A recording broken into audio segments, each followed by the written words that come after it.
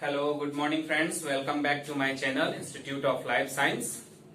अब हम लोग अपना टॉपिक जो इम्यूनोलॉजी सेशन चल रहा है उसके आगे के टॉपिक्स को कंटिन्यू करेंगे। आज मैंने पिछले क्लास में आपको एंटीबॉडी के बारे में बताया था और ये भी बताया था कि एंटीबॉडी हमारे शरीर में जो होते हैं वो 5 प्रकार के होते हैं, लेकिन पांचों प्रकार के एंटीबॉडी स्पेसिफिक होंगे 5 प्रकार के एंटीजन के खिलाफ। तो सवाल ये बनता है कि आखिर इस वातावरण में, इस दुनिया में तो विभिन्न प्रकार के एंटीजन हैं, सिर्फ 5 ही तो है नहीं। तो अगर ताले चाबी के हिसाब से सोचे तो अपने पास तो 5 ही एंटीबॉडी है जो 5 एंटीजन के लिए स्पेसिफिक होंगे। तो बाकी एंटीजन को कैसे किल करेंगे? क्या एंटीबॉडी 5 ही होते हैं या कई प्रकार के होते हैं? तो आपको बता दूं, एंटीबॉडी जो है कई प्रकार के होते हैं और ये एंटीबॉडी कैसे इतने डिफरेंट टाइप के बन जाते हैं अकॉर्डिंग टू डिफरेंट टाइप के एंटीजन के, ये आज हम देखने वाले हैं। यानी कि डाइवर्सिटी ऑफ एंटीबॉडी, एंटीबॉडी में विभिन्नता कैसे आती है ये आज जानेंगे। इस चीज को समझने के लिए हमें जरा सा एंटीबॉडी के स्ट्रक्चर को एक बार हाईलाइट करना होगा। आपको मैंने बताया था कि एंटीबॉडी टेट्रा पॉलीपेप्टाइड चेन से बना है, 2 लाइट चेन और 2 हैवी पॉलीपेप्टाइड चेन है। और पॉलीपेप्टाइड से ये बात तो क्लियर होती है कि वो प्रोटीन का बना हुआ है। और मैंने कहा था कि प्रोटीन अमीनो एसिड से मिलकर बनता है। यदि आपने ट्रांसलेशन चैप्टर पढ़ा है, यदि आपने ट्रांसक्रिप्शन पढ़ा होगा तो आपको ये जानकारी होगी कि कोई भी प्रोटीन बनता है उसके लिए मैसेंजर आरएनए बनते हैं और वो मैसेंजर आरएनए न्यूक्लियोटाइड बेसिस का एक सीक्वेंस होता है। वो मैसेंजर आरएनए ट्रांसक्रिप्शन के फलस्वरूप डीएनए से कॉपी होकर आता है। इसका सीधे सीधे रिलेशन ये है कि डीएनए में कुछ स्पेशल न्यूक्लियोटाइड्स के सीक्वेंस हैं जिससे एमआरएनए बना, उस एमआरएनए से फिर आपकी ये एंटीबॉडी बन गई। तो ये जो विभिन्नता आएगी किस लेवल पे आएगी ये आज जानेंगे। कहां से वेरिएशन क्रिएट होता है, कहां से डाइवर्सिटी क्रिएट होता है एंटीबॉडी के लिए, तो इसका सीधे सीधे कनेक्शन होता है जेनेटिक लेवल पे। तो आज वही देखेंगे कि जेनेटिक लेवल पे कैसे क्या चेंजेस आती हैं तो डिफरेंट टाइप के एंटीबॉडीज का निर्माण होने लगता है। जैसे अभी आपने कोरोना वायरस के बारे में सुना होगा, तो कोरोना वायरस जिन लोगों के शरीर में इंफेक्शन हो जा रहा है, बताया जाता है कि कुछ लोग ठीक हो गए हैं। भाई कैसे ठीक हो गए? क्यों? क्योंकि उनके इम्यून सिस्टम ने उसके अगेंस्ट एंटीबॉडी बना लिया। अब ये कोरोना वायरस पहले तो बॉडी में कभी नहीं आया था, पहले तो आपकी डब्ल्यूबीसी इसके बारे में जानती भी नहीं थी, लेकिन आपके डब्ल्यूबीसी के पास टेंडेंसी है कि वो इस नए एंटीजन जो आपके शरीर में प्रवेश किया उस एंटीजन को आइडेंटिफाई कर लिया, उस एंटीजन को स्टडी किया, उसके बाद उसके कैरेक्टर को स्टडी किया, फिर उसका कंप्लीमेंट्री कैसा एंटीबॉडी बनाना है ये कार्य उसने किया और उसने एंटीबॉडी बनाया जिसके फलस्वरूप वो इंसान ठीक हो गया। तो आखिर ये कैसे नया प्रकार का एंटीबॉडी बी सेल ने डेवलप कर लिया ये आज जानना है आपको। तो आपकी जानकारी के लिए बता दूं कि multi gene organisation of immunoglobulin gene, ये मैंने एक टाइटल बना रखा है। यानी कि यहां पे जो आपका एंटीबॉडी है वो सिर्फ एक जीन से नहीं बनता। एंटीबॉडी में 4 पॉलीपेप्टाइड चेन है, लेकिन वो एक ही जीन के द्वारा कोड नहीं होते। एक हेवी चेन है तो उसमें भी वेरिएबल रीजन है, उसमें भी कांस्टेंट रीजन है। एक लाइट चेन है तो उसमें भी वेरिएबल रीजन है, उसमें भी कांस्टेंट रीजन है। इन सब के लिए अलग अलग जीन अलॉट किए गए हैं। ये सब अलग अलग जीन हैं जो एक साथ मिलकर कार्य करते हैं, तब जाके एक फंक्शनल एंटीबॉडी का डेवलपमेंट हो पाता है। अब सवाल ये है कि ये जीन्स एक दूसरे के साथ कैसे अरेंज होंगी, कैसे एक दूसरे के करीब आएंगी और कौन सा जीन किसके साथ आएगा तो कैसा एंटीबॉडी बनेगा। तो आइए कुछ इसी के बारे में स्टडी करते हैं। सबसे पहले मैंने लिख रखा है कि आपको मैंने बताया भी था कि आपकी जो एंटीबॉडी उसमें लाइट चेन 2 वेराइटी की है, एक है कप्पा लाइट चेन और दूसरा है लैम्डा लाइट चेन।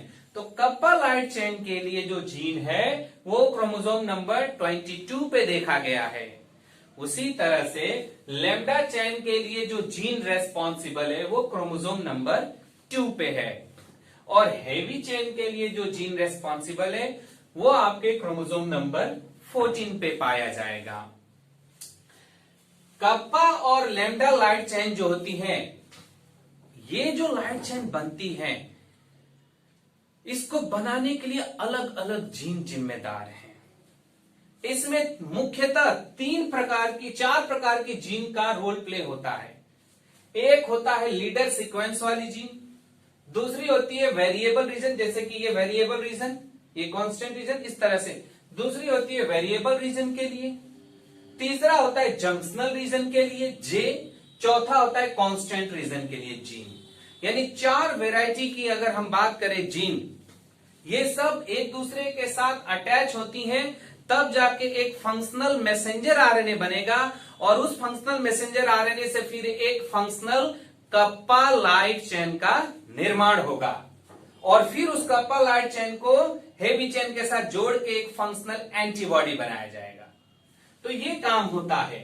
उसी तरह से हेवी चेन जो होती है उसमें लीडर सीक्वेंस के लिए जीन, वेरिएबल रीजन के लिए जीन, डाइवर्सिटी रीजन के लिए जीन, ये एक एक्स्ट्रा जीन सीक्वेंस है जो कि लाइट चेन में नहीं होता, और जंक्शनल और कांस्टेंट रीजन के लिए अलग अलग जीन पाए जाते हैं। अब बात करते हैं लैम्डा चेन जो होती है उसकी मल्टी जीन फैमिली में कौन कौन से जीन आते हैं। देखिए 97 अमीनो एसिड जो लैम्डा चेन है उसका जो वेरिएबल रीजन है, जैसे मान लीजिए कि ये लाइट चेन है और ये लैम्डा वाली वेराइटी है, तो इसका ये जो वेरिएबल रीजन है VL मैंने जो लिखा है, इस रीजन को कोड करने इस रीजन को बनाने के लिए 97 amino acid plus 13 amino acid लगते हैं, यानी कुल मिला के कितने 110। लेकिन आपकी जानकारी के लिए बता दूं कि 97 जो अमीनो एसिड है उसके लिए तो आपका क्या है वेरिएबल रीजन वाला जीन सीक्वेंस मौजूद है। लेकिन आपकी जानकारी के लिए बता दूं कि ये 13 अमीनो एसिड जो C टर्मिनल से जुड़ते हैं उनके लिए जीन कहीं और से आता है, वो कोई और जीन होता है जो ये 13 अमीनो एसिड को कोड करता है। आपको मालूम है एक अमीनो एसिड के लिए 3 बेस होते हैं, तो 13 अमीनो एसिड के लिए 39 बेस का एक सीक्वेंस होगा, और वो कहां से आता है जे सेगमेंट से आता है। ये जंक्शनल जीन होता है जो क्या करता है 13 अमीनो एसिड को कोड करने वाला 39 बेस पेयर का एमआरएनए बनाता है, मतलब जीन होता है, और जाके वेरिएबल रीजन वाले जीन के साथ रिकम्बाइंड हो जाता है और एक फंक्शनल जीन बन पाता है, एक फंक्शनल एमआरएनए बन पाता है। तो ये कहीं और का जीन, इसका जीन कहीं और से, दोनों आपस में जुड़ते हैं तब जाके फंक्शनल जीन बन पाते हैं, और वो फिर एमआरएनए बनता है तो फिर जाके प्रोटीन बनेगा।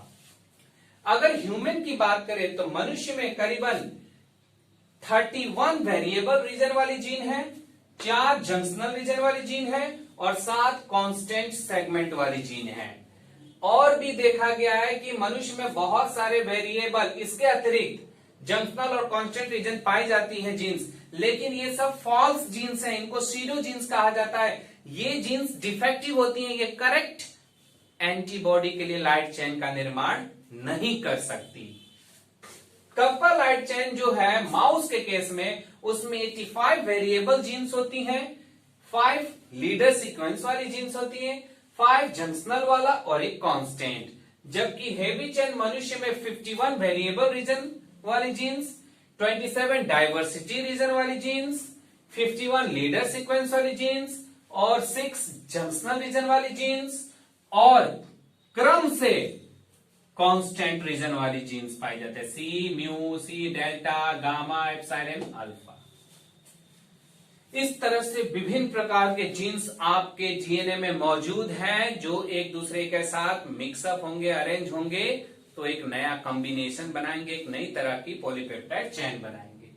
अब ये कैसे होता है आइए अब जानते हैं।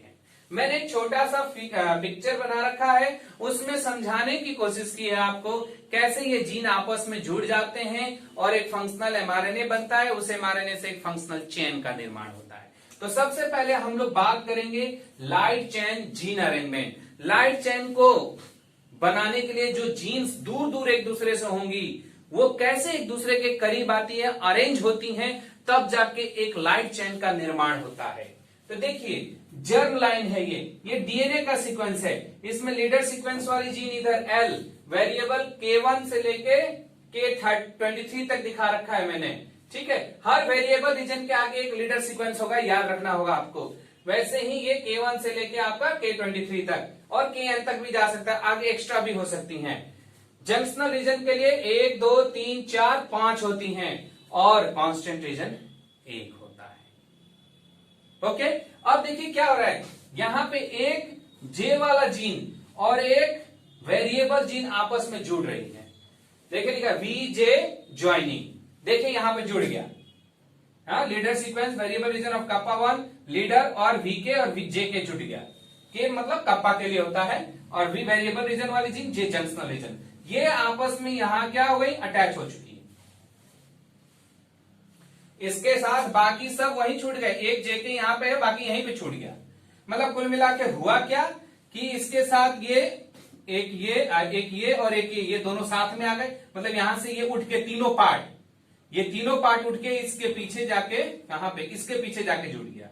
देखिए है ना, ये तीनों उठ के यहां से ये कटा, रिकॉम्बिनेशन हुआ, यहां डाइसेक्शन हुआ और ये उठ के यहां पे इसके पीछे जाके जुड़ गया। तो ये इसके साथ हो गया, बाकी आगे का वैसे ही है। तो ये क्या हो रहा है, रिकॉम्बिनेशन, यहां ब्रेकिंग हो रही है और फिर वो आके इधर जुड़ जा रहा है, रिकॉम्बिनेशन हो रहा है। ये जेनेटिक रिकॉम्बिनेशन है, जीन्स में ये कार्य हो रहा है, जीन आपस में अरेंज हो रही हैं। जो जीन एक दूसरे से दूर थी, ये तीनों दूर थी इससे, वो एक दूसरे के करीब आ गई हैं। अब इसके बाद क्या हो रहा है, इसको कहते हैं रीअरेंज्ड कप्पा चेन जीन्स। अब इससे मैसेंजर आरएनए बनेगा। आप सब जानते हैं कि जीन से जब मैसेंजर आरएनए बनता है तो उसको हेटेरोन्यूक्लियर आरएनए कहते हैं या प्राइमरी ट्रांसक्रिप्ट कहते हैं। तो देखिए प्राइमरी ट्रांसक्रिप्ट बन गया आपका। प्राइमरी ट्रांसक्रिप्ट बनने के पश्चात आरएनए की स्प्लिसिंग होती है और पॉलीएडिनिलेशन होता है, अनवांटेड चीजें उसमें से निकाल दी जाती हैं। तो अब देखिए क्या अनवांटेड चीज निकाला गया है। देखिए ये JK फालतू एक एक्स्ट्रा है, हमको एक ही चाहिए था, वो इसके साथ रहेगा, CK रहेगा और VK1 और L रिटर्न। तो अब जाके ये क्या बना, फंक्शनल मैसेंजर आरएनए बना और एडिनिलेशन भी हो गया। अब ये जाएगा राइबोसोम पे और इसका ट्रांसलेशन होगा तो एक पॉलीपेप्टाइड चेन बनेगी। पॉलीपेप्टाइड चेन में लीडर सीक्वेंस वाला भी रीजन रहेगा, ये L और VJCK। तो अभी ये क्या है, नेसेंट पॉलीपेप्टाइड चेन है। देखिए नेसेंट लाइट चेन। अभी इसमें से ये लीडर वाला सीक्वेंस काट के निकालना है, तो इसको कहते हैं PTM, post translational modification, translation के बाद का मॉडिफिकेशन। और देखिए ये लीडर सीक्वेंस कट जाएगा और फिर बचा क्या, वेरिएबल जंक्शन और CK। तो इस तरह से एक फंक्शनल कप्पा लाइट चेन का फॉर्मेशन हो गया। अब आप सोचिए, इस बार इसमें जो दिखाया गया है, ये वाला पार्ट इसके साथ जोड़ा गया। ये भी तो हो सकता है कि ये वाला सब लेके इसके साथ जोड़ा जाए, ये भी हो सकता है यहां से लेके पूरा इसके साथ जोड़ दिया जाए, हो सकता है ये वाला इसके साथ जोड़ दिया जाए। और जरूरी तो नहीं है कि 23 वाला ही काम करेगा, 22, 21, 20, 19। मेरी बात समझ में आ रही होगी आपको कि ये अलग अलग कॉम्बिनेशन करके अलग अलग वेराइटी का कप्पा लाइट चेन बनाया जा सकता है। अब आप सोचिए कि जैसा एंटीजन होगा उसका सिग्नल आपके बी सेल के पास जाता होगा, उसके पश्चात कौन सा जीन जोड़ना है और उस जीन की बदौलत कप्पा चेन बनाना है जो उस पार्टिकुलर एंटीजन को बाइंड कर सके, इसके लिए तो प्रोग्रामिंग और दिमाग टोटली बी सेल के पास होगा, क्योंकि बी सेल के अंदर ही तो ये रिकॉम्बिनेशन होना है, उसी के अंदर ये सारा खेल होना है। तो इस तरह से डिफरेंट टाइप का लाइट चेन बनाया जा सकता है। जैसा सिग्नल मिलेगा कि कैसा एंटीजन है, उसका ठीक कंप्लीमेंट्री प्रोटीन बनाने के लिए लाइट चेन वाला, उस हिसाब से यहां जेनेटिक रिकॉम्बिनेशन शुरू हो जाएगा और उसी के बाद ट्रांसक्रिप्शन, ट्रांसलेशन और फिर प्रोडक्ट बनेगा। तो आपको उम्मीद है समझ में आ गया होगा कैसे डिफरेंट टाइप के कप्पा लाइट चेन का फॉर्मेशन बी सेल के अंदर हो रहा है। ठीक इसी तरह से यहां हम लोग जरा सा हेवी चेन का भी देख लें। ये है डीएनए का सीक्वेंस जिसमें leader variable region of heavy chain 1, फिर leader variable region of HN तक, ठीक है। इसके बाद डायवर्सिटी रीजन 1, हेवी चेन का H मतलब heavy chain, D for diversity, और ये कितना तक गया है, 13 तक गया है। ओके, देन आफ्टर यहां पे क्या है, जंक्शनल रीजन 4 है और ये कांस्टेंट रीजन 8 वेराइटी की है। देखिए C mu, C delta, C gamma 3, C gamma 1, C gamma 2B, C gamma 2A, C epsilon और C अल्फा। अब आप जो यहां पे हुआ वही गेम यहां पे भी हो रहा है।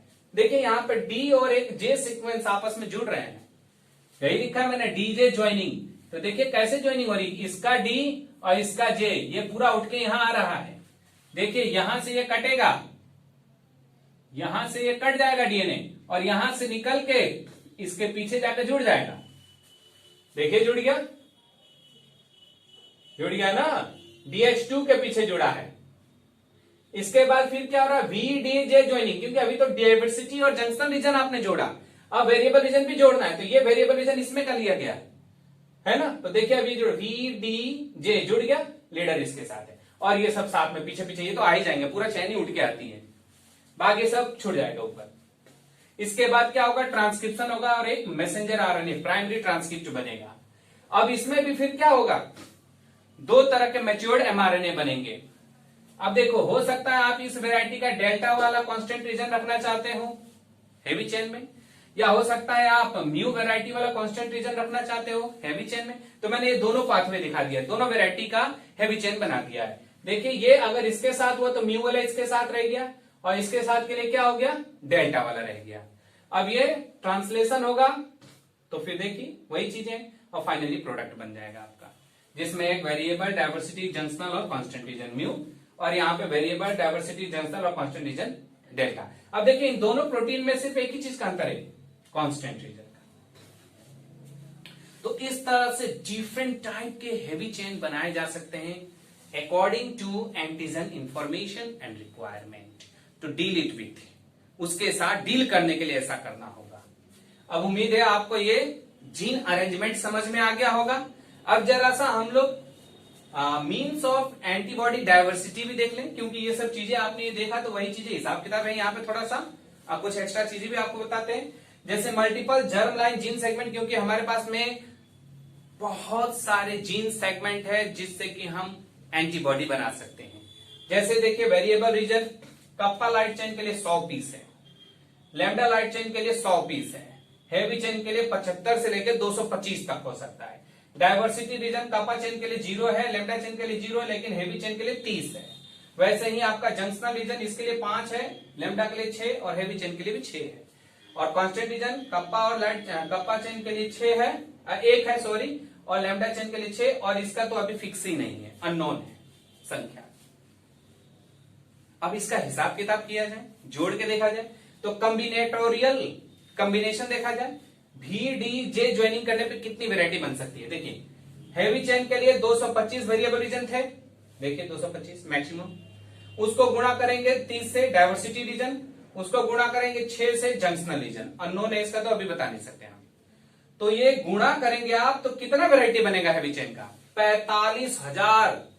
45,000 वेराइटी का हेवी चेन बन सकता है इतने जीन्स के माध्यम से। ठीक इसी तरह से कप्पा लाइट चेन के लिए 100 गुणे 5 गुणे 1 ये 500 वेराइटी का, उसी तरह से लैम्डा और ये सब 600 वेराइटी का।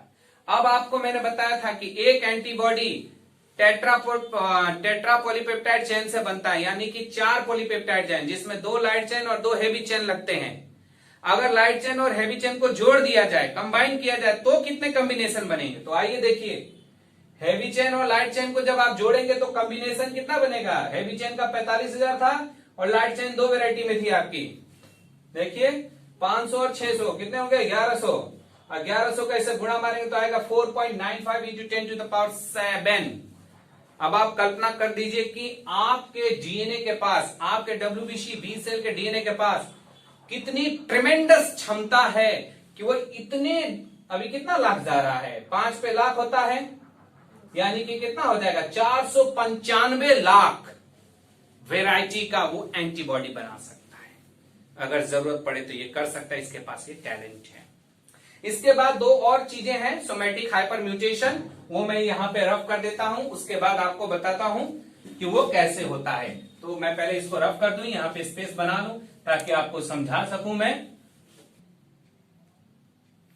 तो मैंने आपको बताया था कि मल्टीपल जर्म लाइन सेगमेंट, फिर कॉम्बिनेटोरियल VDJ ज्वाइनिंग। अब आते हैं तीसरा PNN न्यूक्लियोटाइड एडिशन। ये भी एक प्रोसेस है जिसके थ्रू जीन्स में रिकॉम्बिनेशन होता है, सीक्वेंसेस में कुछ चेंजेस आती हैं और उस चेंज के कारण एंटीबॉडी में वेरिएशन आने लगता है।